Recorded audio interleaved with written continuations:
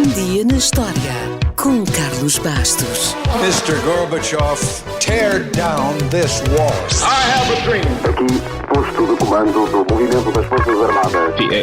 É fazer a conta. Houston, we have a problem. Yes, we can. And now for something completely different.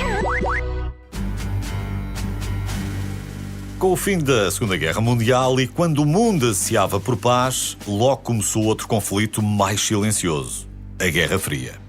Com a Guerra Fria, o mundo ficou dividido e nada representou tão bem essa divisão como o Muro de Berlim. Este muro, além de dividir ao meio a cidade de Berlim, simbolizava a divisão do mundo em dois blocos. De um lado, a República Federal da Alemanha e os países ocidentais, encabeçados pelos Estados Unidos. Do outro lado, a República Democrática Alemã e os países comunistas sob a influência da União Soviética. O muro, que na verdade eram dois muros, separados, começou a ser construído em 1961 e chegou a ter 67 km de gradeamento, 302 torres de observação, redes eletrificadas com alarme e ainda muitas zonas planas para facilitar a corrida dos cães de guarda. Era patrulhado por militares da Alemanha Oriental, com ordens para atirar a matar sobre quem tentasse fugir para o Ocidente, o que provocou, evidentemente, a separação de milhares de famílias que viviam na cidade. Ainda assim, mais de 5 mil venceram o Muro de Berlim, passando por cima ou por baixo dele. Infelizmente, mais de 100 não foram bem-sucedidos. O primeiro a escapar foi um cabo do exército da Alemanha Oriental que estava a patrulhar a fronteira. 2 dias depois do fecho das fronteiras, quando o muro ainda era apenas arame farpado, este jovem de 19 anos deve ter adivinhado o que viria a seguir e decidiu arriscar. O seu salto sobre o arame farpado foi imortalizado em fotografia e mais tarde numa estátua.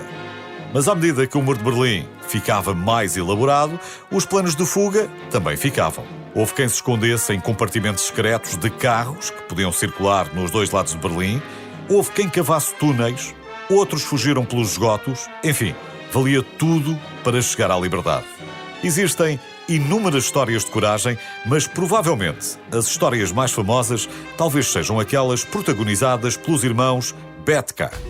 Eram 3 irmãos. O irmão mais velho, Ingo, escapou atravessando o rio Elba em cima de um colchão insuflável em 1975. 8 anos depois, o irmão Holger passou por cima do muro, pendurado num cabo de aço que tinha conseguido disparar com um arco e prendido em cima de um telhado no outro lado, em Berlim Ocidental. Anos depois, as pressões eram muitas e o Muro de Berlim estava quase a cair. Mr. Gorbachev, tear down this wall. Mas os 2 irmãos que tinham escapado não sabiam que iria cair no mesmo ano em que decidiram arriscar e foram resgatar o irmão mais novo, Egbert, usando um avião ultraleve. E conseguiram. Pouco depois, o muro viria mesmo abaixo. E pode dizer-se que caiu quase por engano.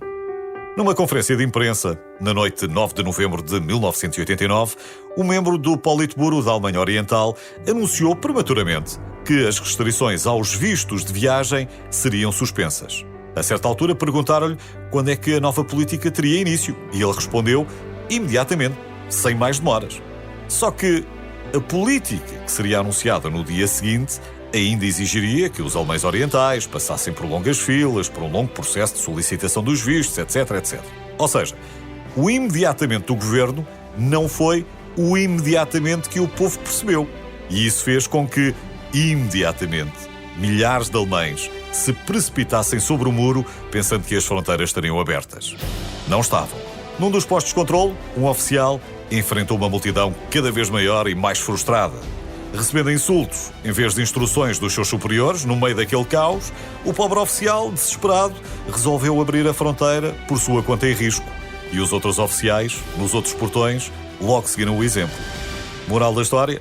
O Muro de Berlim, que dividiu o mundo durante quase 30 anos, começou a desaparecer, bocadinho a bocadinho, nessa noite.